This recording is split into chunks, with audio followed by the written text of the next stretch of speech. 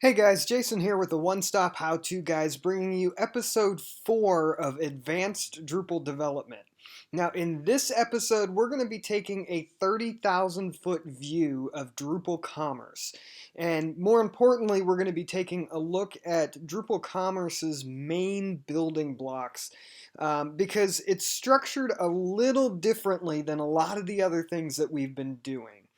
So there's 2 to 3-ish main pieces that we're going to kind of look at from a conceptual standpoint in this video, and then in the next video we're going to actually dive in and start looking at these things more in depthly on our site. This will also be the last video that will be live the day that it's recorded on YouTube. Everything else from here on out will be first posted to anyone with an account signed up at onestophowtoguys.com, so you'll be able to access those videos from here on out a couple of days early. So you're going to want to head on over there, sign up for an account. It's really easy. You can log in with your social media networks, or you can just create a regular old account. Either way, it'll be just fine for you, and all that content will be there a day early or so. So this will be the last episode that'll be coming out like the day that it's done. It's live on YouTube. Everything else will be live there first. Now, I do have to apologize for not posting any videos this last week. I came down with the flu. So if you hear me coughing, I'm still kind of getting over that a little bit. But we're jumping back in now. And here, let's get moving with this Drupal Commerce overview. So the first piece that I want to take a look at is what is known as the product display. Now, the product display is essentially just a standard content type. It's nothing different from any of the other content types that we've created in the past. It's just a regular old content type, which means that it can take any regular old Drupal field that we would put on, say, our blog nodes. So it'll have a content title of some sort. We can upload an image to that node, and we can also upload a body to that if we want to do so. Now, this is the portion where Drupal commerce begins to differ a little bit from other systems that we've worked with within Drupal. And that's that you also have what are known as products. And you can have different product types. And a product is an entity. It's just a Drupal collection of information.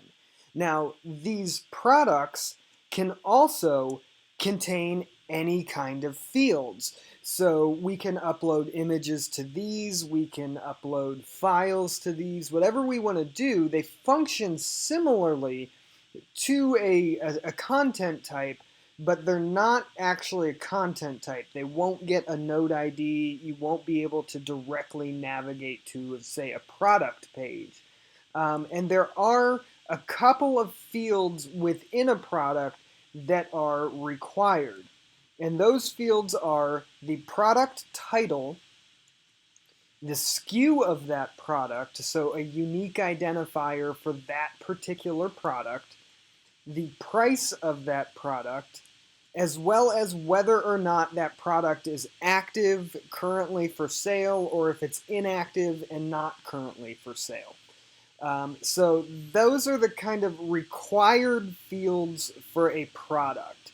So we have our product display, which is a Drupal content type that can contain whatever fields we want it to.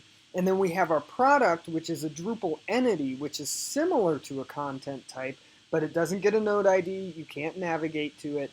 It can have any fields that you want to add to that, but it has these required fields that must be on every single one of them. You can't delete them. You can't take them away.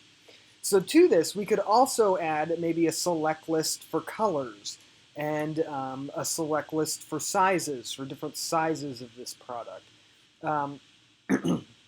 So from here, there's the third-ish piece. I keep saying ish because it's similar to being its own unique thing, but it's also kind of tied directly to this product itself. and that is a line item. Now, a line item is another entity that takes information from a product and actually makes it an individual instance of that product and adds it to the cart.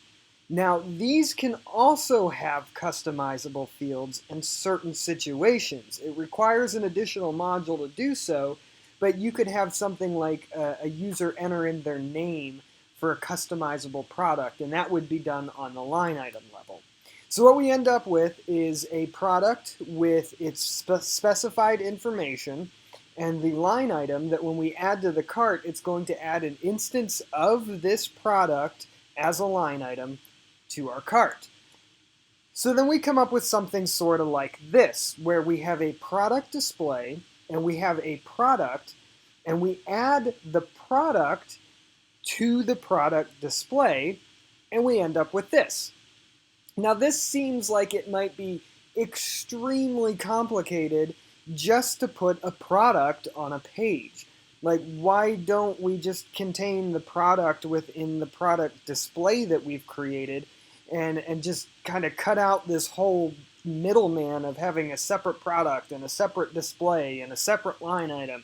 Why did we do all that, and why does it function the way that it does? Well, let's look at a use case scenario for how having these separated out actually is a very good thing.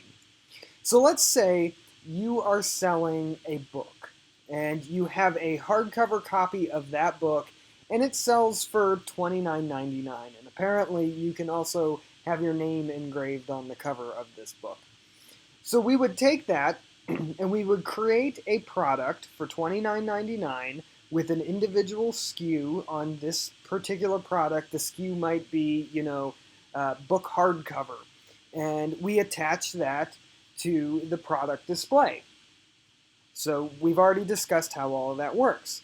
Well, let's say we're also selling a paperback copy of the book for $19.99 and an ebook copy for $9.99.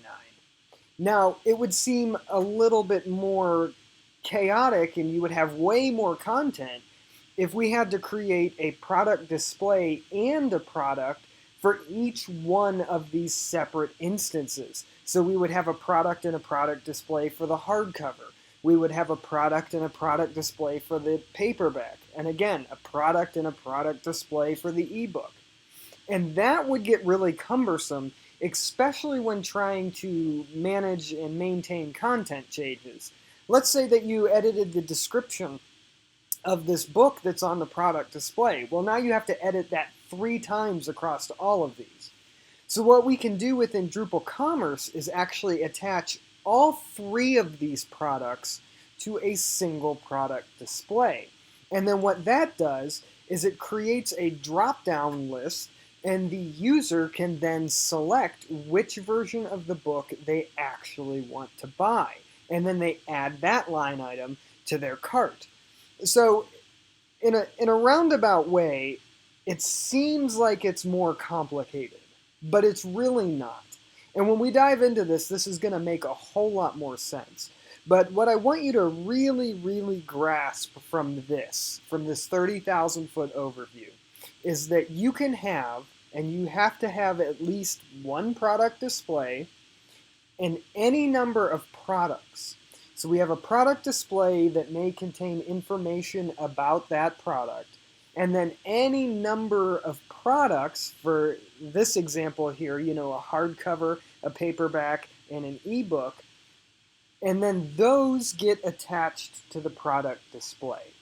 So that's kind of the mindset that we have to go into this Drupal Commerce project with. A product display just contains information. It contains products. And the idea is to group like products onto a product display. Now this is going to make a whole lot more sense when we actually dive into this and start doing it, which is what we're going to do in the next episode. But I just want you to kind of get your mind wrapped around there's a product display that holds products, and when I add a product to the cart, I'm actually adding a line item instance of that product to my cart. And then we will cover everything else from there. But I promise, if you can visualize it like this, the way that it is on the screen right now, when we dive into this, it's going to make a lot more sense and it's going to be a lot easier to do. So this video is going to be live as soon as I'm done recording it.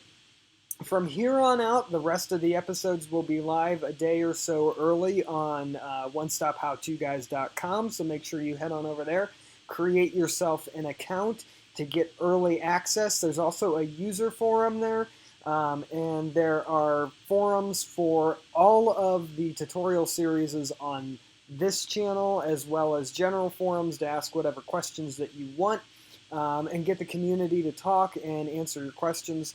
And it's just a great place to be, so make sure you head on over there and do that now. If you like this video, make sure you give it a like, subscribe to the channel to keep up to date, and I will see you in the next episode where we're going to actually dive in and start tackling some of this Drupal commerce stuff. Alright guys, I'll see you later.